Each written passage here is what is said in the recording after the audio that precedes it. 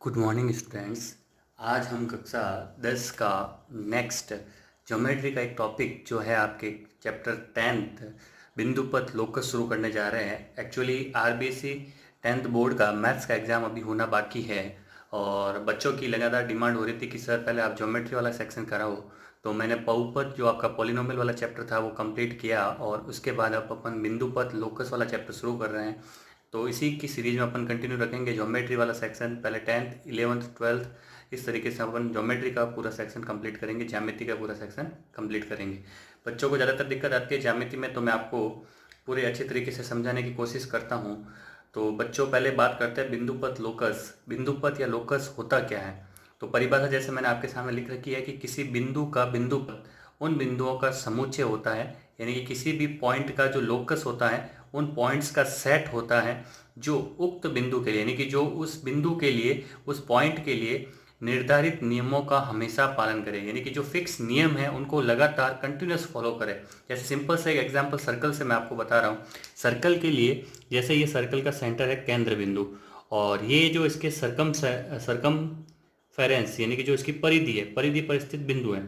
तो सर्कल के लिए एक नियम बना हुआ है कि जो इसका केंद्र बिंदु है वो इसके परिधि के सारे बिंदुओं से हमेशा फिक्स दूरी पर रहेगा, तो वो क्या कहलाएगा? सर्कल कहलाएगा। और जो ये फिक्स दूरी होती है ये क्या कहलाती है बच्चों? ये फिक्स दूरी आपकी कहलाती है त्रिज्या, रेडियस। तो इसका मतलब क्या हो गया? अगर एक भी बिंदु इस नियम का पालन नहीं करे तो ये सर्कल नहीं बनेगा। इट मीन्स ये त्रिज्या क्या हो जाएगी? बदल जाएगी, तो ये सर्कल नहीं कहलाएगा। सेम चीज एक और एग्जांपल बच्चों मैं आपको बता रहा हूँ। जैसे दो रेखाएं हैं L1 और L2, आपस में क्या है? समानांतर है, पैरेलल है। तो इन दोनों रेखाओं से हमेशा समदूरस्थ रहने वाले बिंदुओं का समुच्चय। तो इन दोनों रेखाओं से हमेशा समदूरस्थ मतलब जैसे मान लो इससे भी और इससे भी हमेशा समदूरस्थ मतलब यहाँ पे ये समान है, दोनों के बीच की डिस्टेंस यहाँ पे भी समान है, यहाँ पे भी समान है। इस तरीके से अपन इन बिंदुओं का समुच्चय बनाए। इन बिंदुओं का समुच्चय बनाने से क्या है कि एक और रेखा आएगी जो इन दोनों ही रेखाओं के लिए क्या होगी? समानांतर, यानी कि जो L1 और L2 दोनों के मध्य हो और दोनों के क्या हो? समानांतर रेखा हो, वो इन दोनों L1 और L2 से हमेशा क्या होंगे? समदूरस्थ बिंदुओं का समुच्चय। तो उम्मीद करता हूँ बिंदुपथ की परिभाषा आपको समझ में आई होगी। कई बार एक नंबर की परिभाषा पूछ ली जाती है, तो आपको ध्यान रखना है, एग्जाम्पल ध्यान रखना है। अब इस चैप्टर में जो बच्चों आपके दो प्रमेय हैं, प्रमेय फर्स्ट और प्रमेय सेकंड, ये दो प्रमेय बेसिकली आपके काम आएगी, और कोई प्रमेय आगे है नहीं।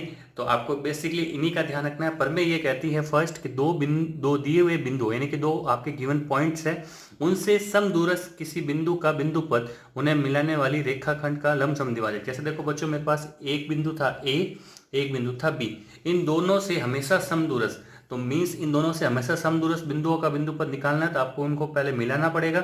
मिलाने से जो रेखा बनेगी AB, उसका क्या बनाना है? लंब समद्विभाजक, यानी कि 90 डिग्री परपेंडिकुलर बाइसेक्टर बनाना पड़ेगा। तो देखो बच्चों यहाँ से इसकी ये डिस्टेंस, फिर यहाँ से इसकी ये डिस्टेंस, ये हमेशा क्या आएगी? इक्वल। इसी तरीके से ये वाली आपस में इक्वल है, और इसी तरीके से अपन आगे और यहाँ पे बढ़ाएं ऐसे, तो ये वाली आपस में इक्वल होगी। तो इस तरीके से आप बता सकते हो कि दो दिए हुए बिंदुओं से हमेशा समदूरस्थ बिंदु रहे, उस बिंदुओं का बिंदुपथ क्या होगा? उनको रेखा को मिलाने वाली, उन दोनों बिंदुओं को मिलाने वाली रेखा का लंब समद्विभाजक परपेंडिकुलर बाइसेक्टर। इसी तरीके से नेक्स्ट आपको ध्यान रखना है प्रमेय 2 जो बोलती है दो प्रतिच्छेदी रेखाएं, यानी कि देखो L1 और L2 क्या है? दो प्रतिच्छेदी रेखाएं, ये एक दूसरे को आगे जाके यहाँ पे वो बिंदु पे काट रही है। दो प्रतिच्छेदी रेखाओं से समदूरस्थ यानी कि इनसे भी समान दूरी पर रहने वाले बिंदुओं का बिंदुपथ उन रेखाओं से बने कोण का समद्विभाजक, यानी कि L1 और L2 के द्वारा एक कोण बन रहा है ये वाला, इस कोण का समद्विभाजक मैंने ये खींचा, कोण का समद्विभाजक ये M रेखा। तो ये जो कोण का समद्विभाजक M रेखा है, इस पर उपस्थित जितने भी बिंदु होंगे उन दोनों ही रेखाओं से हमेशा क्या होंगे? समदूरस्थ, यानी कि समान दूरी पर स्थित होंगे। ये आपको दोनों प्रमेय ध्यान रखनी है। इन दोनों प्रमेय से आपके सवाल जो है एक्सरसाइज 10.1 के वो अपन सॉल्व करेंगे। उम्मीद करता हूँ कि ये परिभाषा और दोनों प्रमेय आपको समझ में आई। अब अपन आगे वाली एक्सरसाइज शुरू करते हैं 10.1। तो बच्चों अब हम एक्सरसाइज आपकी 10.1 शुरू कर रहे हैं।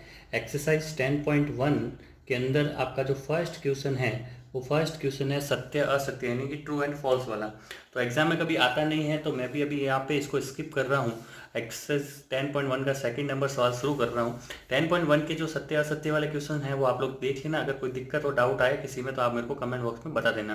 एक्सरसाइज 10.1 का जो आपका सेकंड क्वेश्चन है उसमें बोला जा रहा है कि चतुर्भुज एक क्वाड्रिलेटरल है जिसके विकर्ण यानी कि डायगोनल एक दूसरे को समद्वि विभाजित करते हैं, यानी कि एक दूसरे को क्या करते हैं, बाइसेक्ट करते हैं। तो हमें ये प्रूव करना है कि ये चतुर्भुज या जो ये क्वाड्रिलेटरल होगा वो कैसा होगा, समांतर चतुर्भुज होगा। तो बच्चों पहले बात करते हैं गिवन, जो आपको गिवन है यानी कि जो आपको दिया हुआ है। मैं इंग्लिश में भी लिख रहा हूँ, हिंदी में साथ साथ बोल रहा हूँ। गिवन का मतलब जो आपको दिया हुआ है क्वेश्चन के अंदर। शुरुआत ऐसे ही होती है बच्चों। तो जो आपको दिया है, क्या दिया है, आपको बोला गया है कि एक ABCD, तो अपन डायग्राम बना लेते हैं साइड में। ये मेरा डायग्राम, चतुर्भुज बोला गया है, ये A, ये B, ये C एंड ये D, ये ABCD। और उसके अंदर ये इसका डायगोनल AC, ये इसका डायगोनल BD। तो आपको बोला गया है कि इसके जो विकर्ण है, जैसे ये AC वाला है, ये दो बराबर भागों में काट रहा है BD के द्वारा, और ये BD जो है क्या कर रहा है, इस AC को दो बराबर भागों में बांट रहा है। ये बीच वाला बिंदु आपका O बिंदु। अब बच्चों देखो दिया हुआ क्या है, दिया हुआ है ABCD क्या है, एक चतुर्भुज है। ABCD क्या है आपका, एक चतुर्भुज। ABCD चतुर्भुज यानी कि क्वाड्रिलेटरल। अब इस ABCD चतुर्भुज के अंदर, क्वाड्रिलेटरल के अंदर खास बात क्या दे रखी है कि जो विकर्ण है परस्पर समद्विभाजित करते हैं, यानी कि मेरे पास OD बराबर किसके होगा, OB के, और OA बराबर किसके होगा, OC के। ये मुझे गिवन है।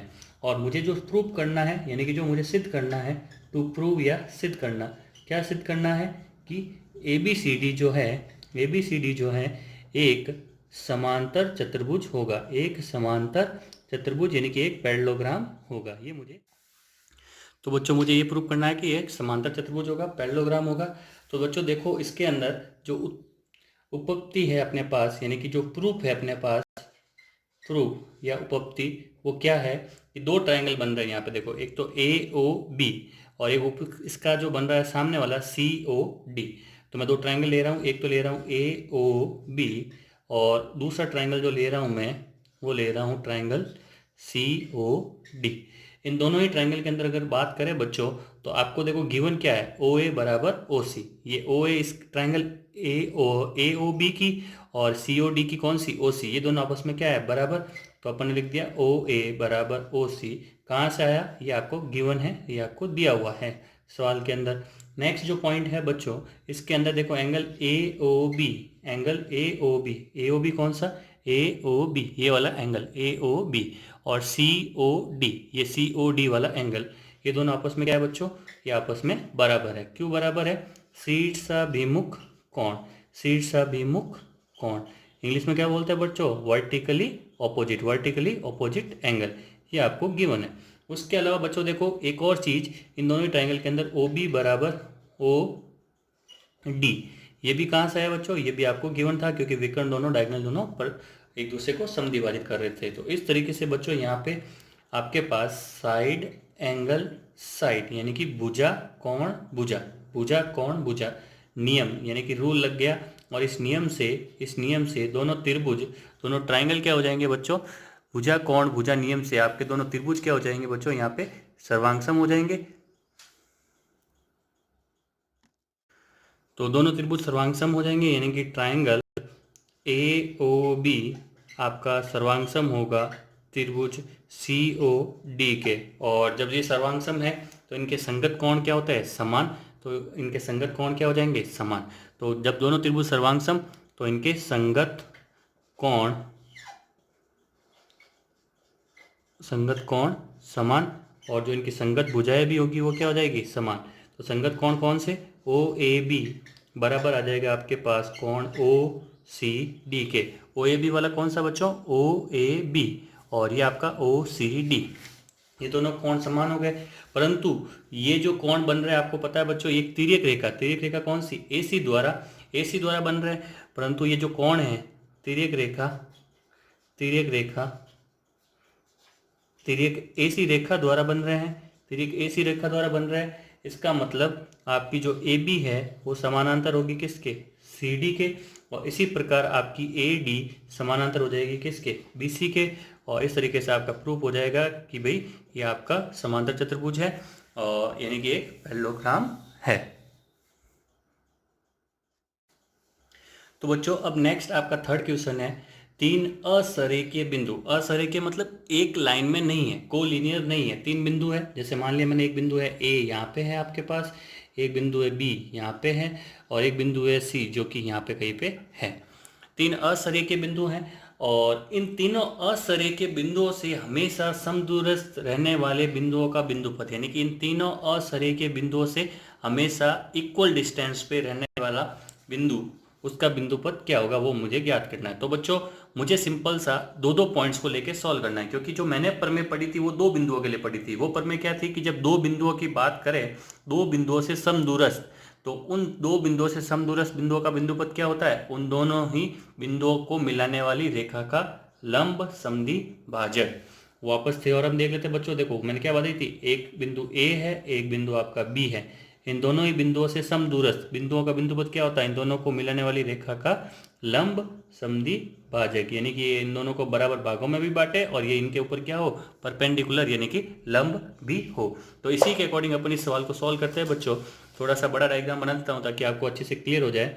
ये बिंदु एक, ये बिंदु दूसरा, ये बिंदु आपका तीसरा, ये आपका ए, ये आपका बी और ये आपका सी। तो पहले मैं BC के लिए बात करूं, BC ये दो बिंदु आपके, इन दो बिंदुओं के लिए क्या होगा, थ्योरम के अकॉर्डिंग इन दोनों बिंदुओं को मिलाने वाली रेखा का लंब समद्वि भाजक। तो इन दोनों ही बिंदुओं को मिलाने वाली रेखा का मैंने क्या बना दिया, ये बना दिया इसका लंब समद्वि भाजक। जो ये लंब समद्वि भाजक है इसको दो बराबर भागों में बांट रहा है और इसके ऊपर क्या है, परपेंडिकुलर, यानी कि ये L1। अब इसी के अकॉर्डिंग बात करूं मैं, ये B और ये A बिंदु आपके, इन दो बिंदुओं के लिए क्या होगा बिंदुपथ, तो समदूरस्थ बिंदुओं का, तो इसके लिए फिर से इन दोनों को मिलाना पड़ेगा और इन दोनों को मिलाने के बाद इस बार इन रेखा यानी कि BA का लंब समद्वि भाजक आपको बनाना पड़ेगा। इस BA का मैंने लंब समद्वि भाजक बनाया है, ये डॉटेड लाइन है आपकी, तो ये डॉटेड लाइन आपका लंब समद्वि भाजक, यानी कि फिर से इन दोनों को क्या किया, बराबर भागों में बांटा, ये आपकी L2 और ये यहाँ पे क्या है, परपेंडिकुलर। फिर से इसके अकॉर्डिंग बात करें AC के लिए, तो AC के लिए भी AC को मिलाना पड़ेगा अपन को। AC को मिलाने के बाद इस AC का इस बार क्या बनाना है, लंब समद्वि भाजक। तो इस AC का अपन लंब समद्वि भाजक बनाएंगे, ये इस AC का लंब समद्वि भाजक मैंने बनाया। तो ये जो लंब समद्वि भाजक है फिर से इन दोनों को क्या करेगा, बराबर भागों में बांटेगा और इस रेखा के ऊपर क्या होगा, 90 डिग्री पे। और इस लंब समद्वि भाजक को मैं जैसे आगे बढ़ाता हूँ, तो आगे बढ़ाने पे देखा कि हमने कि ये जो L1, L2 और L3 जो आपके तीनों लंब समद्वि भाजक हैं, एक बिंदु पे यहाँ पे क्या कर रहे हैं, कट रहे हैं, जो बिंदु है मेरा O। और इस तरीके से इन ABC को मिलाने से क्या बना, एक त्रिभुज। तो हमने एक थ्योरम पढ़ रखी है कि त्रिभुज के तीनों भुजाओं के लंब समद्वि भाजकों का प्रतिच्छेद बिंदु क्या कहलाता है, परिकेंद्र। तो इसी तरीके से आपका ये आंसर क्या हो जाएगा इसका, परिकेंद्र। तो देखो बच्चों मैंने आपको अच्छे से स्टेप बाय स्टेप एक एक चीज समझी है। अब आंसर लिखेंगे अपन, कि त्रिभुज ABC की तीनों भुजाओं, त्रिभुज ABC की तीनों भुजाओं के लंब समद्वि भाजकों, लंब समद्वि भाजकों का प्रतिच्छेद बिंदु। तीनों लंब समद्वि भाजक कौन से बच्चों, यहाँ पे मैं लिख देता हूँ ब्रैकेट में, L1, L2 एंड L3। इनको प्रतिच्छेद बिंदु कौन सा है, O, जिसको हमने क्या बोला, नाम दिया थ्योरम के अकॉर्डिंग परिकेंद्र, यानी कि सर्कम सेंटर। तो ये परिकेंद्र जो होगा क्या हो जाएगा बच्चों, इसका आंसर हो जाएगा। उम्मीद करता हूँ आपको अच्छे से समझ में आया। थ्योरम क्या लगी बच्चों, मैं वापस बता देता हूँ आपको। दो बिंदुओं से समदूरस्थ, दो बिंदुओं से समदूरस्थ स्थित बिंदुओं का समुच्चय, दोनों को मिलाने वाली रेखा का लंब समद्वि भाजक, रेखा का लंब समद्वि भाजक। तो ये होगी इसकी थ्योरम, और इसी के अकॉर्डिंग मैंने आपको स्टेप बाय स्टेप एक एक लाइन के लिए आंसर इसका समझाया। उम्मीद करता हूँ आपको अच्छे से समझ में आया होगा। नेक्स्ट बच्चों आपका फोर्थ क्वेश्चन है। फोर्थ क्वेश्चन के अंदर आपको बोला गया है कि तीन समरेखे, समरेखे मतलब इस बार सरेखे हैं, तीनों बिंदु कहाँ है, एक ही लाइन के ऊपर है। जैसे ये बिंदु आपका, ये बी बिंदु आपका, और ये सी बिंदु आपका, ये तीनों बिंदु जो है आपके कहाँ है, इस बार एक ही लाइन के ऊपर है, एक ही रेखा के ऊपर स्थित है। और बोला गया है कि इन तीनों बिंदुओं से इस बार समदूरस्थ बिंदुओं का क्या निकालना है, बिंदु पथ। तो देखो बच्चों वही थ्योरम दो दो बिंदुओं के लिए लगाते हैं। पहले ये दो बिंदु ए और बी, ए और बी के लिए थ्योरम के अकॉर्डिंग क्या होगा, इन दोनों को मिलाने वाली रेखा का लंब समद्विभाजक, इन दोनों को मिलाने वाली रेखा का लंब समद्विभाजक ये L1, ये क्या कर रहा है, इसको बराबर भागों में बांट रहा है, और यहाँ पे क्या है, परपेंडिकुलर। फिर इसी के अकॉर्डिंग अपन बात करते हैं बीसी के लिए। तो बीसी के लिए अपन बात करें कि जो आपका बीसी वाला बिंदु है, बीसी के लिए मैं बात करूँ, ये सी बिंदु आपका, तो इन दोनों में को रेखाखंड बी और सी को मिलाने वाले बिंदुओं का अपन क्या कर देंगे, एक लंब समद्विभाजक, बीसी का अपन क्या बनाएंगे, लंब समद्विभाजक, ये इसका लंब समद्विभाजक L2, जो कि क्या कर रहा है, इसको और इसको दो बराबर भागों में बांट रहा है, और इसका परपेंडिकुलर। अब बात करते हैं बच्चों, देखो ए और सी ये दो बिंदु है, ए और सी के लिए इसका लंब समद्विभाजक, तो ए और सी के लिए मैं इसका लंब समद्विभाजक बनाऊं, तो ये मेरा ए और सी का लंब समद्विभाजक जो यहाँ पे कहीं पे इनके मध्य बिंदुओं से होते हुए जा रहा है, जो ए सी को क्या कर रहा है, दो बराबर भागों में बांट रहा है, और इसका परपेंडिकुलर, और ये आपकी L3। तो देखो बच्चों यहाँ पे L1, L2 और L3 तीनों क्या है, तीन अलग अलग लाइनें हैं, यानी कि तीनों का कोई भी उभयनिष्ठ बिंदु, तीनों का कोई भी कॉमन पॉइंट होगा ही नहीं। और जब तीनों का कोई कॉमन पॉइंट नहीं होगा तो इन तीनों बिंदुओं के लिए एक साथ कोई समदूरस्थ बिंदु पॉसिबल नहीं है। तो यहाँ पे आंसर क्या हो जाएगा, कोई बिंदु नहीं होगा, ऐसा कोई बिंदु नहीं होगा जो ए बी और सी, जो कि तीन सरे के बिंदु है, तीन समरे के बिंदु है, कोलिनियर पॉइंट है, उनके लिए समदूरस्थ हो, उनके लिए इक्वल डिस्टेंस वाला हो। अब देखो बच्चों नेक्स्ट फिफ्थ क्वेश्चन है, पांचवा, उसमें बोला गया है सिद्ध कीजिए कि ए और बी बिंदुओं से होकर जाने वाले वृत्तों के केंद्रों का बिंदुपथ रेखाखंड ए बी का लंब अर्धक होगा। यानी कि मेरे पास एक लाइन है जिसके एक बिंदु है ए, एक बिंदु है बी, ये रहा ए एंड बी। इन ए और बी से अलग अलग वर्त होके जा रहे हैं। जैसे मैंने एक वर्त नीचे की तरफ बनाया पहले, तो ये ए बी से होते हुए जा रहा है मेरा वर्त। मैं एक बार बिंदु को हटा रहा हूँ ताकि आपको डायग्राम समझ में आए। ये ए बी से होके गया एक वर्त नीचे की तरफ, एक वर्त मैंने ऐसे के ऊपर की तरफ बना दिया,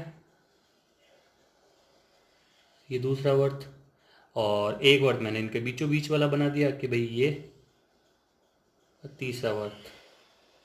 इस तरीके से मैंने तीन सर्कल बनाए ए एंड बी के लिए, तीन सर्कल बनाए ए एंड बी के लिए।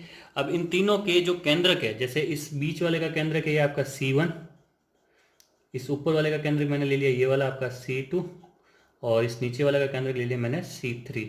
तो इसके लिए बोला गया है कि इन तीनों के जो केंद्रक है इस ए बी के समद्विभाजक करने वाली रेखा पर स्थित होंगे, यानी कि ये टुकड़े आपस में क्या होंगे, बराबर, और ये तीनों पॉइंट एक ही रेखा पर स्थित होंगे, ये आपको सिद्ध करना है। तो बच्चों मैं फिर से आपको अलग अलग डायग्राम से समझा रहा हूँ, ध्यान से देखना।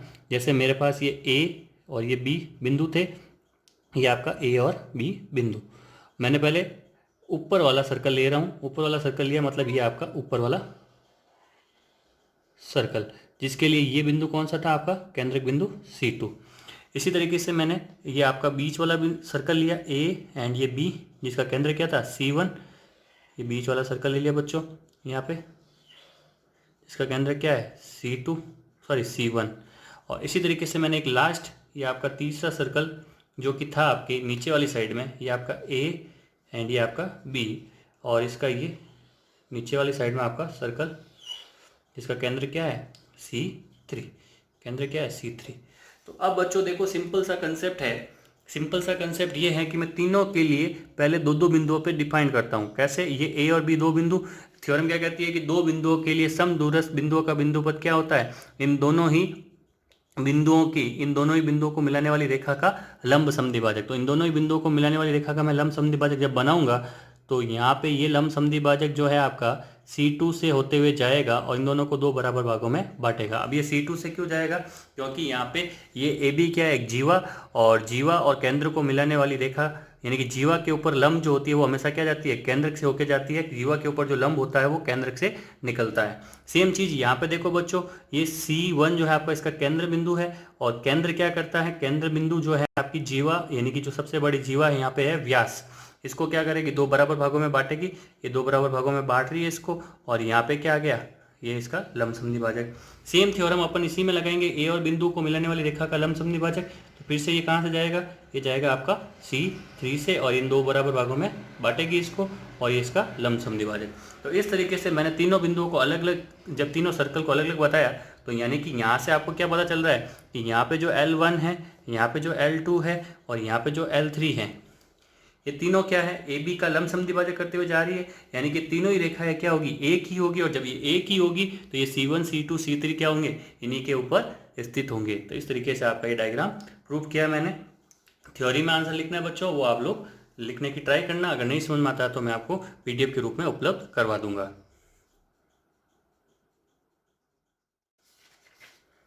तो बच्चों नेक्स्ट 6th क्वेश्चन है आपका कि दी गई आकृति, एक डायग्राम बना हुआ आपके सामने, इसमें बोला है कि उभयनिष्ठ आधार BC के ऊपर वाली साइड में एक त्रिभुज बना हुआ है जो कि है आपका PBC, और एक नीचे वाली साइड में त्रिभुज बना हुआ है QBC, और ये दोनों त्रिभुज आपस में दे रखे हैं आपको कि समद्विबाहु त्रिभुज है, यानी कि आइसोलेसिस ट्रायंगल है, इनकी दो भुजाएं आपस में क्या है, समान है, समद्विबाहु त्रिभुज है। तो आपको ये सिद्ध करना है कि P और Q को मिलाने वाली रेखा, इस P और Q को मिलाने वाली जो ये रेखा है L, जिसको मैंने नाम दे दिया, ये रेखा क्या करेगी, इस BC को समकोण पर समद्विभाजित करेगी, ये मुझे सिद्ध करना है। तो मैं मान लेता हूँ कि ये बिंदु मेरा क्या है, O। तो देखो बच्चों, 2 ट्रायंगल बन रहे हैं ऊपर वाले पार्ट में। देखूं मैं अगर PBC की बात करूं, मैं PBC जो आपका ट्रायंगल है, PBC जो आपका बड़ा वाला ट्रायंगल है ऊपर वाली साइड में, उसके भी 2 ट्रायंगल है। कौन कौन से 2 ट्रायंगल है आपके पास, एक तो ट्रायंगल है देखो बच्चों PBO, और एक ट्रायंगल है आपके पास PCO। इन दोनों ट्रायंगल के अंदर मैं बात करूं बच्चों, तो हमारे अकॉर्डिंग जो हमने पहली थ्योरम पढ़ी थी, वो पहली थ्योरम क्या कहती है, इन B और C से समदूरस्थ, इन B और C से समदूरस्थ। ये बात तो तय है बच्चों कि ये P जो PBC है, PBC के अंदर PB बराबर है आपके पास PC, PB बराबर है PC, यानी कि ये क्या है, एक समद्विबाहु त्रिभुज है, समद्विबाहु त्रिभुज है। ये आपको सवाल के अंदर गिवन है। तो देखो बच्चों, 2 बिंदुओं यानी कि B एंड C से समदूरस्थ बिंदु का बिंदुपथ, इन दोनों से समदूरस्थ बिंदु का बिंदुपथ क्या होता है, इन दोनों ही बिंदुओं को मिलाने वाली रेखा का लंब समद्विभाजक। अब इन दोनों ही बिंदुओं को मिलाने वाली रेखा कौन सी है, ये आपकी L। तो यानी कि इन दोनों का जो बिंदुपथ होगा वो कहाँ पर स्थित होगा, L पर स्थित होगा। अर्थात जो आपकी PQ है को मिलाने वाली रेखा और ये जो आपकी L रेखा है, दोनों क्या है, समान है, दोनों एक ही रेखा है। इसका मतलब क्या हुआ कि जो ये L यानी कि जो PQ है वो इस BC का क्या कर रही है, BC का समद्विभाजन भी कर रही है, और इसके ऊपर लंब परपेंडिकुलर भी है। तो अपन इसको ऐसे लिखेंगे कि हमारे पास जो आपकी B एंड C 2 बिंदु हैं, B एंड C से समदूरस्थ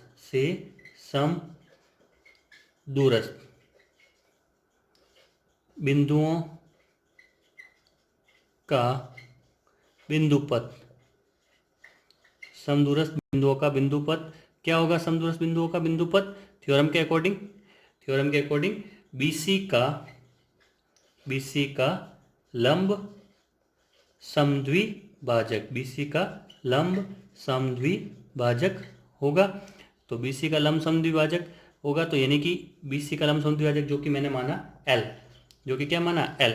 और अब हमें पता है कि L और जो आपकी BC है, L और जो आपकी PQ है एक ही है, L और जो आपकी PQ है एक ही रेखा है, तो एक ही रेखा है, अर्थात जो आपका PQ क्या होगी, BC का लंब समद्विभाजक होगी, BC का लंब समद्विभाजक होगी, लंब समद्विभाजक होगी। तो उम्मीद करता हूँ बच्चों आपको समझ में आया होगा। इस सवाल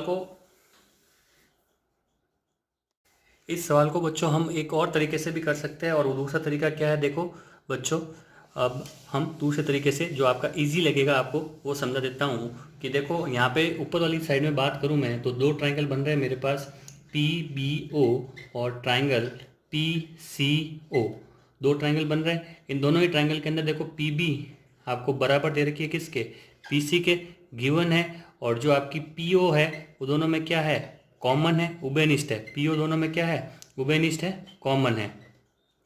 ये आपको पता चल गया और ये आपको गिवन था। अब देखो नेक्स्ट एक और चीज़ कि देखो ये पी बी बराबर थी किसके, पी सी के। तो इस पी बी के सामने का कोण यानी कि ये वाला कोण, इस कोण को नाम दे दिया मैंने यहाँ पे 1। और इस पी सी के सामने का कोण कौन सा होगा, ये वाला कोण। और इस कोण को नाम दे दिया मैंने 2। तो समान भुजाओं के सामने के कोण क्या होता है, समान। तो यानी कि मेरे अकॉर्डिंग कोण 2 बराबर क्या आ जाएगा, कोण ए।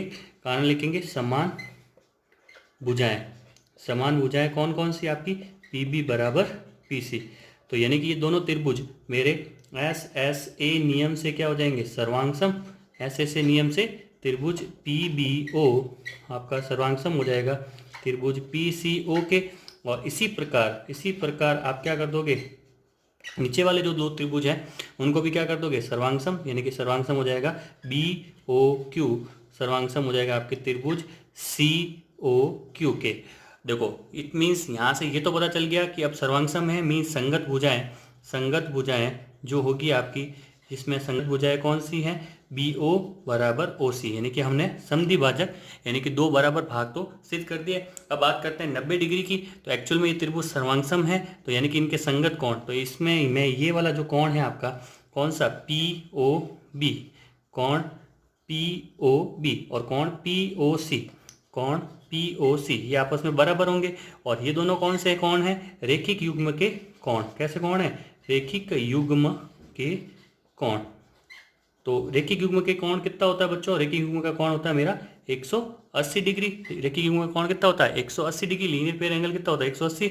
और 180 के दो बराबर भाग करोगे तो कोण पी ओ बी बराबर कोण पी ओ सी बराबर कितना आएगा, 90 डिग्री। तो इस तरीके से आप ये प्रूफ हो जाएगा कि ये जो है पी क्यू इसका लंब समद्वि भाजक है। उम्मीद करता हूं बच्चों आपको ये दूसरा वाला मेथड भी समझ में आया होगा। इसी तरीके से आप इसका नेक्स्ट जो 7th क्वेश्चन है सेम इसी कंसेप्ट से सॉल्व करना है। उसमें कुछ नहीं है, बस यहाँ पे जो दो ट्राइंगल बने हुए हैं वो इस बीसी के एक ऊपर और एक नीचे हैं, वहाँ पे जो दोनों त्रिभुज होंगे वो दोनों एक ही दिशा में बने हुए हैं। सेम यही कंसेप्ट लगाना है और 7वां क्वेश्चन आपको होमवर्क में सॉल्व करना है। देखो बच्चों नेक्स्ट आपका 8th प्रश्न है, 8th सवाल है। बोला गया है कि दी गई आकृति में कोण P, ये कोण P इसका समद्विभाजक जो है, अर्धक जो है PS, यानी कि जो यहाँ पे कोण बनेगा 1 और यहाँ पे जो कोण बनेगा 2, ये आपस में क्या होंगे, इक्वल। तो पहली बात आपको दे रखी है कोण 1 बराबर क्या है, कोण 2। कारण क्या, PS कोण P का अर्धक, यानी कि कोण P का समद्विभाजक या अर्धक है। यानी कि यहाँ से पता चल गया कोण 1 बराबर कोण 2। आगे बोला गया है कि जो PS है भुजा QR को S पर प्रतिच्छेद करती है, मतलब मिलती है। तो आपको बोला गया SN जो है ये लंबवत है PQ के ऊपर, ये आपको गिवन है SN लंबवत है किसके ऊपर, PQ के ऊपर। और ऐसे ही बोल रखा है SM लंबवत है किसके ऊपर, PR के ऊपर। तो आपको सिद्ध करना है कि SN ये बराबर होगी किसके, SM के। तो देखो बच्चों दो ट्राइंगल बन रहे हैं, फटाफट सॉल्व करते हैं इसको। ट्राइंगल PNS और एक ट्राइंगल बन रहा है आपका PMS। दोनों ही ट्राइंगल के अंदर देखो PS बराबर क्या है, PS ये क्या है, उभयनिष्ठ है, कॉमन है। ये आपको यहाँ पे पता चल रहा है, दिख रहा है। और कोण 1 बराबर क्या है, कोण 2। ठीक है बच्चों। और कोण जो है आपका कौन सा कोण, ये वाला कोण जो आपको बोला गया था कि SN लंबवत है किसके ऊपर, PQ के ऊपर, और SM लंबवत है किसके ऊपर, PR के ऊपर। यानी कि कोण जो हो जाएगा इसको मैं नाम देता हूँ कोण 3, कोण 4। तो देखो कोण 3 बराबर कोण 4 बराबर 90 डिग्री। कैसे, तो कारण लिखेंगे SN लंबवत है PQ पर और SM लंबवत है आपके PR पर।